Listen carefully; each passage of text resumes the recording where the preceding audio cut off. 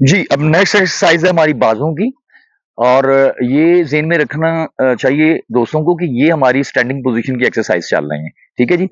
Right बाजू हम घुमाएँगे ऐसा, ऐसे घुमाएँगे, बॉडी स्टैटिक रहेगी।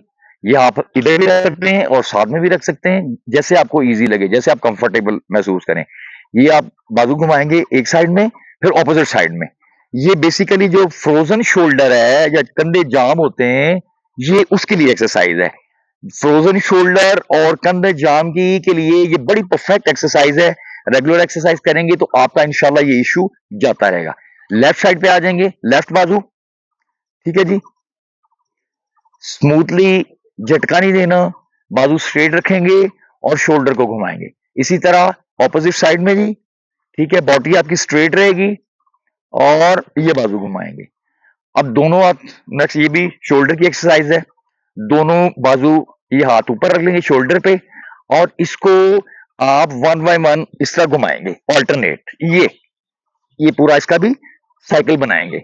ये फ्रोजन शोल्डर, एल्बो और बाजू जितना मसला है ये पूरा आपके, ये इसकी एक्सरसाइज है, ठीक है जी। फिर आप इसको इकट्ठे घुमाएंगे और ये आपके कोहनी आपस में टच करनी चाहिए, एंड के ऊपर आके ये कोहनी आपकी ये टच होनी चाहिए।